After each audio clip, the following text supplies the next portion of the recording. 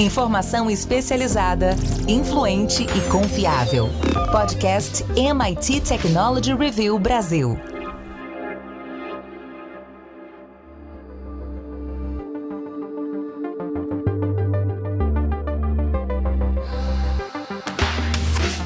Olá, eu sou André Miceli e esse é mais um podcast da MIT Technology Review Brasil.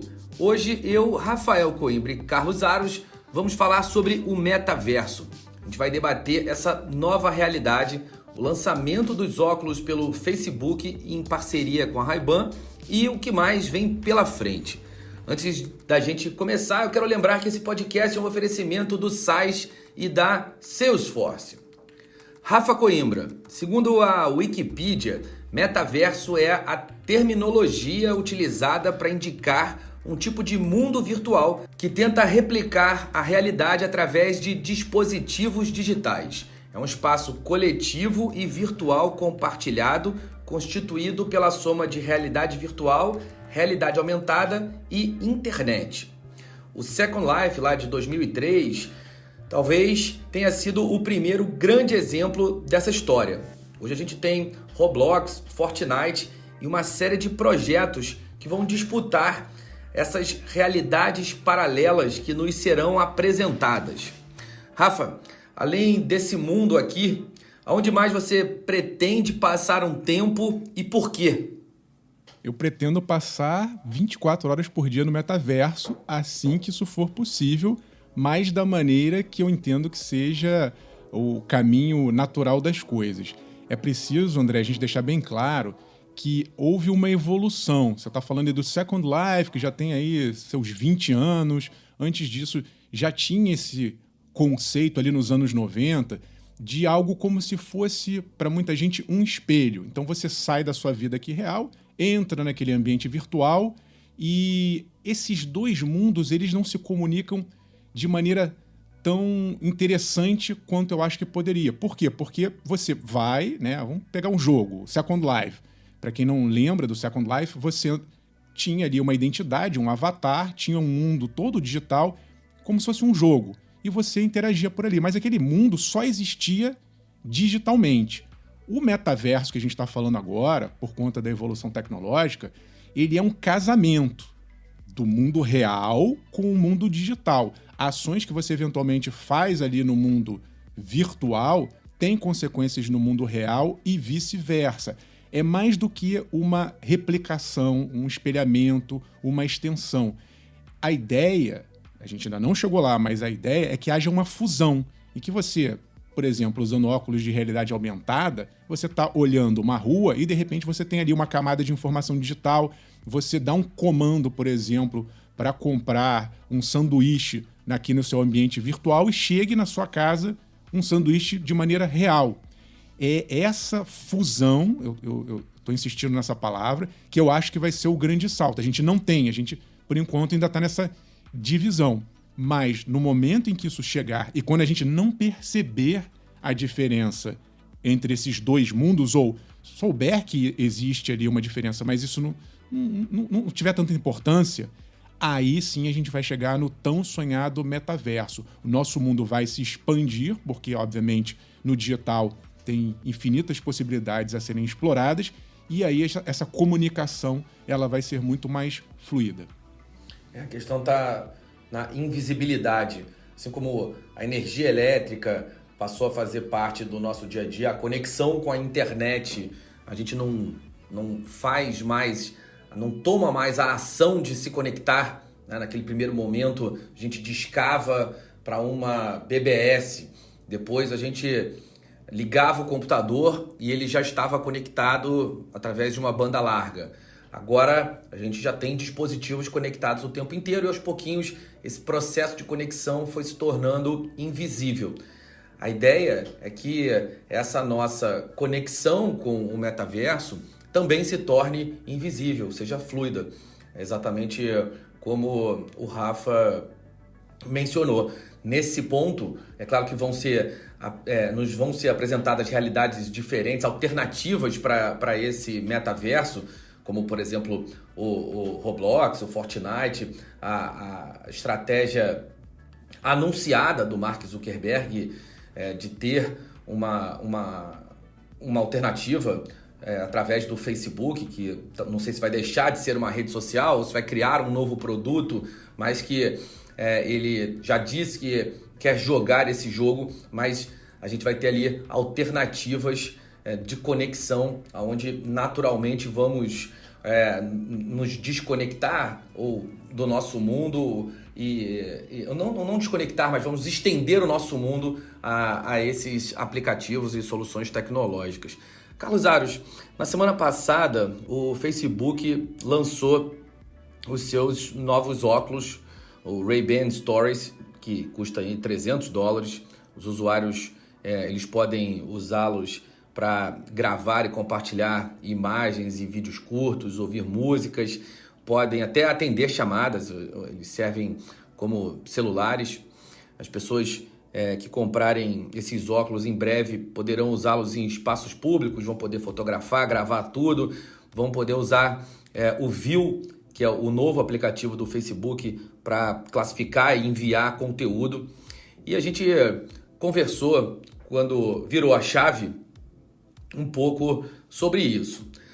Hoje a gente vai explorar um pouco mais esse assunto e queria ouvir de você qual a relação dos óculos do Facebook com o metaverso, aonde essa história se encaixa na estratégia do Zuckerberg para dominar o metaverso. Bom, o Mark Zuckerberg não esconde de ninguém as ambições que tem e faz isso por algumas razões. Primeiro, porque faz parte do jogo criar essa expectativa e movimentar os investidores, movimentar a comunidade mais engajada em prol desses projetos, dessas ideias. E ele apresentou há poucas semanas, em um encontro com os funcionários do Facebook, essa ideia, dizendo que o metaverso é a nova meta da empresa, é o futuro sobre o qual será construída a história do Facebook. E ele diz que essa ideia está baseada em aplicações, em hardware, e aí faz total sentido a gente conhecer esses óculos que foram lançados agora em parceria com uma marca, ou seja, que já tem também um apelo junto ao público, do ponto de vista de design e etc., porque o hardware é parte desse objeto sobre o qual o Facebook vai trabalhar. É interessante a gente perceber que o Facebook, embora tenha muito dinheiro a respeito, não é protagonista. Você citou aí alguns exemplos, Fortnite e afins, que estão muito mais próximos dessa realidade com o metaverso do que o próprio Facebook.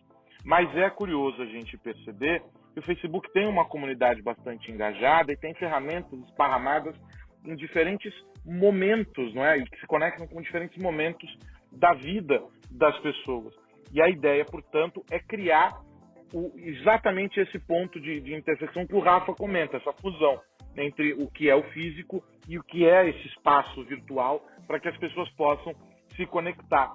E o Mark Zuckerberg está trabalhando, portanto, com o seu time em diferentes unidades dentro do Facebook para criar comunidade, para mobilizar os criadores de conteúdo, para envolver as empresas e para criar uma espécie de realidade virtual ali sobre a qual o Facebook vai ser, da qual o Facebook será o provedor para que nós todos possamos viver. A melhor experiência disso, André, se conecta com algo que nós conversamos na semana passada. Nós falamos sobre o novo futuro do trabalho e sobre como o modelo híbrido vai ser cada vez mais presente e ele só se viabilizará se essa divisão entre o home e o office não for percebida.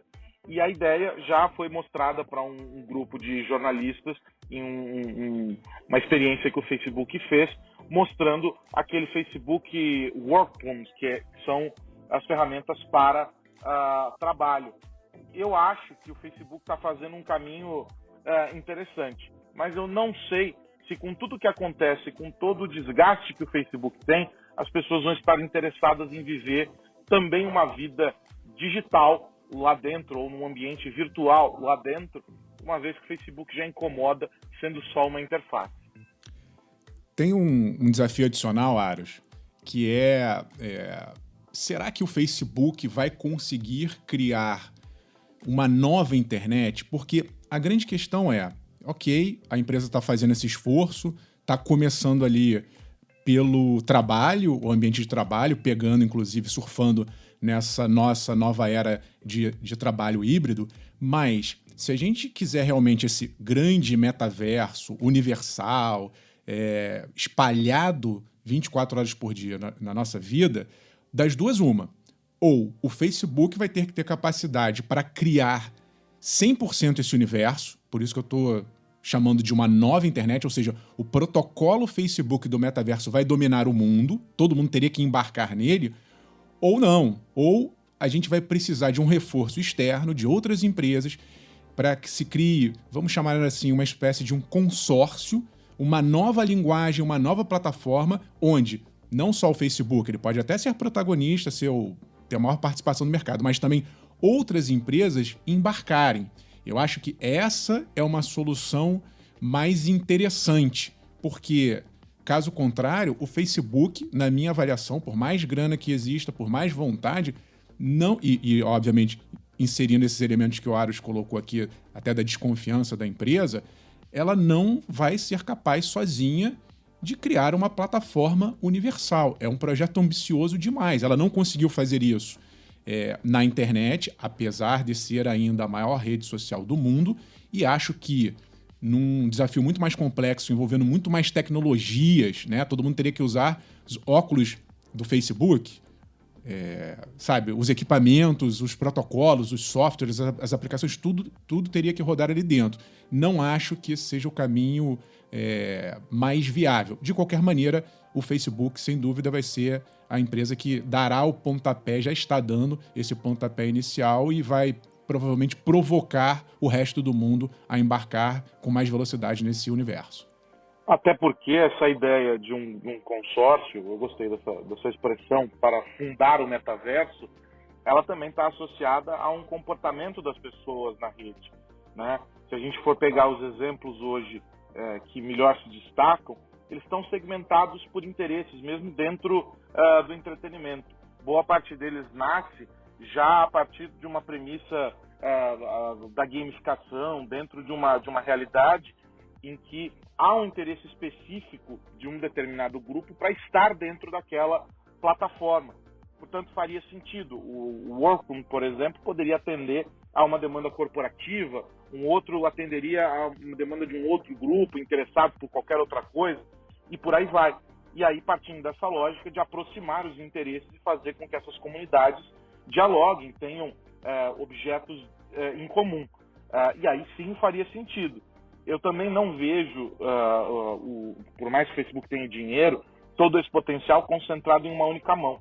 Até porque a gente está falando hoje também de um ambiente digital muito pulverizado. Lá atrás, quando a internet se materializou, nós tínhamos players grandes para a época, mas eram poucos, muito menos do que se tem hoje. De modo que essa disputa ela se dá por várias quedas de braço acontecendo simultaneamente, o que faz com que os acordos mais próximos de acontecerem formem esses consórcios, ou o consórcio, ou vários consórcios, para fundar essa nova internet, esse metaverso. Sozinho, o Facebook vai levar porrada de todo mundo e ninguém vai se entender. O caminho natural seria justamente esse de conectar os interesses comuns. Resta saber se alguém vai tentar impor um padrão. Quando houve o consórcio, ou a tentativa de se montar um consórcio para a internet das coisas, para determinar um padrão de nomenclatura, de construção de identificação única dos dispositivos, diversas empresas tentaram colocar a sua visão como a visão padrão e no final das contas acabou virando uma grande salada, uma grande confusão e não se chegou a um consenso.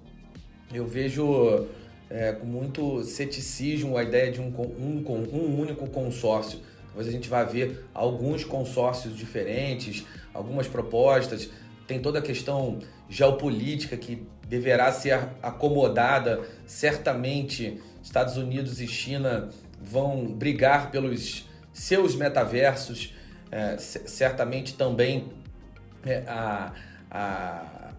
as questões associadas à inteligência artificial, algoritmos e ao monitoramento das atividades das pessoas no metaverso, essas questões vão ser importantes, porque junto com o metaverso vem o entendimento da sociedade, vem também a cibersegurança, enfim, o que a gente vive socialmente vai viver também no ambiente do metaverso, e aí é difícil imaginar que os interesses das empresas e das nações não sejam replicados dentro desse contexto.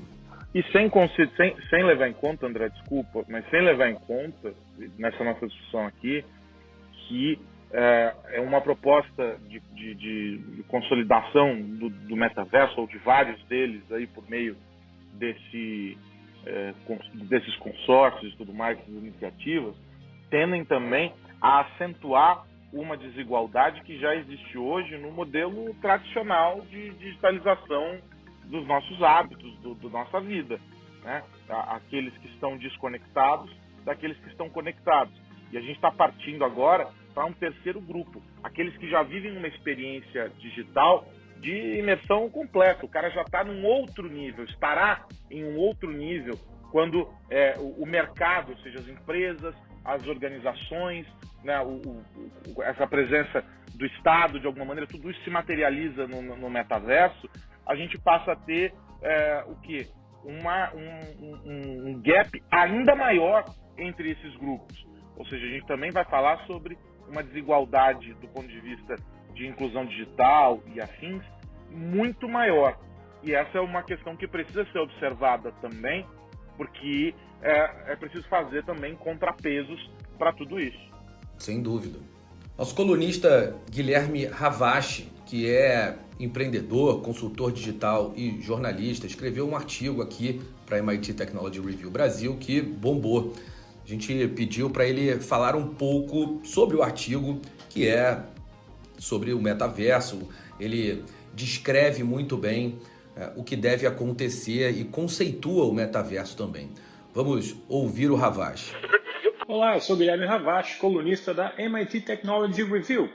Essa semana eu publiquei uma coluna, eu publico todos os meses uma coluna na MIT, mas esse mês a minha coluna foi sobre o metaverso. O metaverso é essa tentativa de levar o mundo real para o mundo digital, para esse mundo virtual com alguns elementos virtuais. O melhor exemplo disso provavelmente é o filme Jogador Número 1, Ready Player One, do Spielberg, que o jovem coloca um capacete de realidade virtual, coloca as luvas e aí ele é transportado para esse mundo virtual. Nesse mundo virtual ele pode comprar, ele pode jogar, ele pode se entreter, ele interage com outras pessoas, cria personagens e isso tem esse fator imersivo, é muito poderoso. Hoje, grandes empresas têm investido, apostado muito nisso. Um bom exemplo é o Facebook, que já disse que o plano, no médio prazo, é se tornar uma empresa do metaverso. Deixar de ser uma rede social, se tornar uma empresa do metaverso. O Mark Zuckerberg aposta muito nisso. A Microsoft também está nesse segmento, tem óculos, tem iniciativas no mundo do metaverso. Inclusive, além dos games, tem o próprio Minecraft, que não deixa de ser um universo virtual, onde as pessoas entram, interagem e constroem coisas junto. Esse é um elemento importante, essa questão colaborativa do metaverso. Existem diversas plataformas abertas, como Roblox, que as pessoas entram e elas mesmas ajudam e colaboram a construir esse universo digital virtual. Obviamente, tem dinheiro dentro desse mercado, é um mercado bilionário, vai valer muito nos próximos anos e para muita gente é a próxima internet. Então, cada vez mais a gente vai ouvir comentário em torno desse tema e eu vou estar sempre aqui conversando com vocês e trazendo o que estiver acontecendo no metaverso. Obrigado. Bom, esse foi o Guilherme Ravache, colunista da MIT Technology Review Brasil, empreendedor, consultor digital e jornalista. Rafa, você acha que essa visão do Guilherme é por aí, NFTs, criptomoedas, os jogos, as redes de interação, os gadgets imersivos e o processo de colaboração entre as pessoas? Essas são as peças que devem encaixar e compor essa primeira etapa do metaverso? A primeira etapa, né, André? É isso. Sim, a primeira etapa. Só nessa primeira etapa, a quantidade de elementos complexos que nós já discutimos aqui em poucos minutos. Se a gente imaginar o metaverso um pouco mais para frente, a coisa vai ficar ainda mais sofisticada. A gente pode incluir, como você falou, um pouco de internet das coisas, vamos começar a misturar máquinas se comunicando com máquinas, máquinas se comunicando com humanos, nossos avatares vão ter um papel diferente, vai se tornar algo realmente muito sofisticado. E aí eu insisto aqui numa reflexão, André, que você iniciou, que é a construção, pela primeira vez na história da humanidade, vamos dizer assim, a construção do novo universo, a nova guerra, a nova expansão geográfica, se a gente entender o metaverso enquanto uma tomada de território, esse processo não está sendo feito por governos, não está sendo feito, né, no modelo tradicional do século XX, está sendo feito por empresas. E no caso aqui a gente está citando uma empresa que está liderando esse processo, mas também, como o Ravache colocou, a gente tem jogos que já estão muito inseridos nesse conceito do processo, Roblox, Fortnite. Esse mundo está sendo construído e de uma forma também muito veloz em alguns sentidos. O mercado de NFTs, de tokens não fungíveis, tem crescido de uma forma muito veloz. O que eu entendo que é preciso é que a sociedade comece a discutir, e aí eu coloco também governo, para saber para onde a gente quer ir, que direção que a gente vai tomar, porque para organizar isso tudo depois vai dar um trabalhão. Eu não tô aqui, quando eu falo organizar, não é controlar, eu sou muito favorável a essa explosão de inovação, criatividade, mas a gente vai precisar de alguma forma coordenar esse movimento e entender para onde a gente quer ir, porque, obviamente, vamos ganhar muito com esse metaverso, mas não há dúvidas que teremos efeitos colaterais e a gente tem que estar atento desde já. O que mais você precisa saber? Bom, é isso. Nossa hora de virar a chave chegou. Carlos Aros, a dica da semana. A dica da semana é tirar um tempo para ler uma série de reportagens produzidas pelo Wall Street Journal. O jornal teve acesso a documentos e esse Facebook Files é um assunto que tem movimentado o mundo da tecnologia e que são dias que não têm sido fáceis para a rede social, vale dizer, né? Há várias histórias dentro dessa série dessa série de reportagens, mas há uma em especial que me chamou bastante atenção. Recomendo que leiam tudo. Eu vou destacar aqui um dos tópicos porque me chamou bastante atenção. O Facebook teria produzido, segundo o jornal, nos últimos 3 anos, estudos sobre a toxicidade do Instagram, que faz parte do grupo, não é? Faz parte da companhia. E os resultados desses estudos mostraram que o Instagram é prejudicial para um grupo específico de usuários, em especial dentro desse grupo aí, as adolescentes. Um dos relatórios que o jornal publica é de março de 2020 e diz que 32% das garotas dizem que quando se sentem mal com o seu corpo, o Instagram faz com que elas se sintam pior.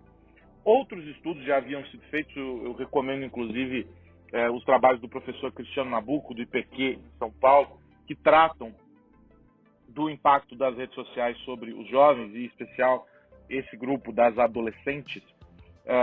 E esses estudos, portanto, divulgados pelo Wall Street Journal, caminham na mesma direção daquilo que vem sendo mostrado por outros grupos fora do Facebook, sobre esse prejuízo, sobre o cuidado que precisa ser adotado nessa relação entre a rede social e as jovens.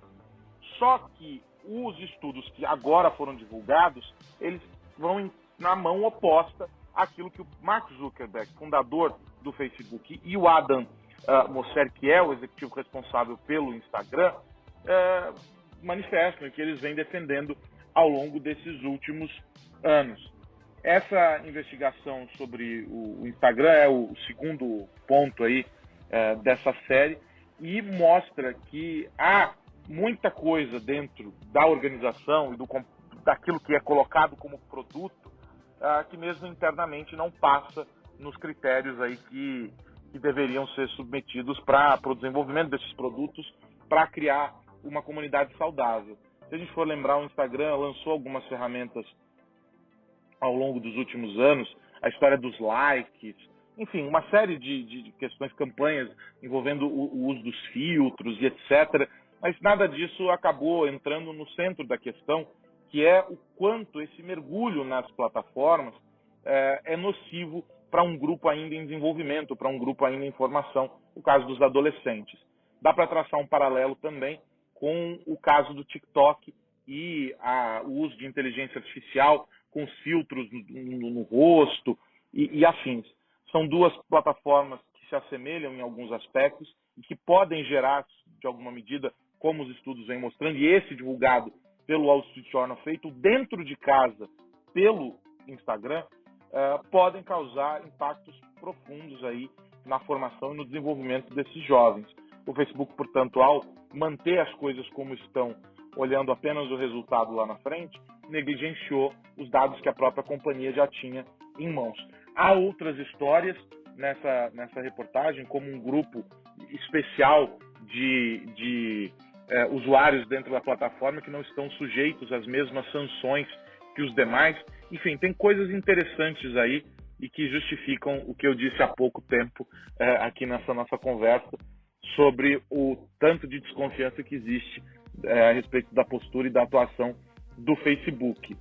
Se antes do metaverso está assim, imagina quando chega lá, André Miceli. O Aros, só para complementar, vale a pena dar uma lida no artigo que a nossa colega Karen Hall escreveu também. Saiu essa semana passada aqui e ela descreve também, citando documentos internos do Facebook, um movimento ali de fazendas de trolls, ou seja, grupos que se organizam para gerar engajamento baseados em polarização política, em ódio. Então foi uma semana bem pesada aí de acusações e questionamentos em relação ao Facebook e realmente a gente tem que ficar de olho. Se já tá difícil assim, né? Como você falou, imagina no metaverso. Bom, já fica aí, Rafa, e dá a tua dica da semana.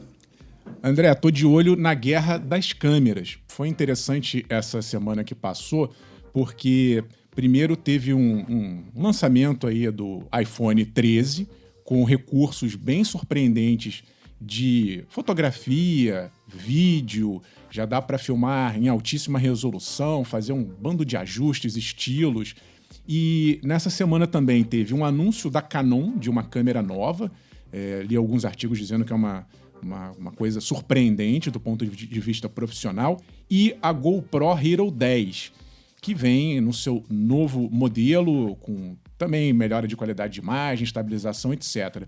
É interessante notar que esses mundos, né, tanto das câmeras profissionais quanto dessa câmera GoPro, que trouxe uma revolução em termos de mobilidade, eles ainda existam, porque com a evolução que eu percebi ali, não só no iPhone 13, mas obviamente que outras marcas que trabalham com smartphones de ponta, essa é uma das funções que mais melhoram, se aprimoram a cada ano. Todo ano as câmeras estão melhores, as lentes, os recursos, e eu acho que em algum momento uma parte dessas câmeras profissionais elas vão ser embutidas no smartphone. Da mesma maneira que hoje ninguém tem um player para tocar música, isso já está no smartphone, eu imagino que daqui a alguns anos esses recursos profissionais, hoje são câmeras mais caras, elas vão ser embutidas para amadores, com certeza. Hoje qualquer pessoa tira foto sensacional com um smartphone de ponta,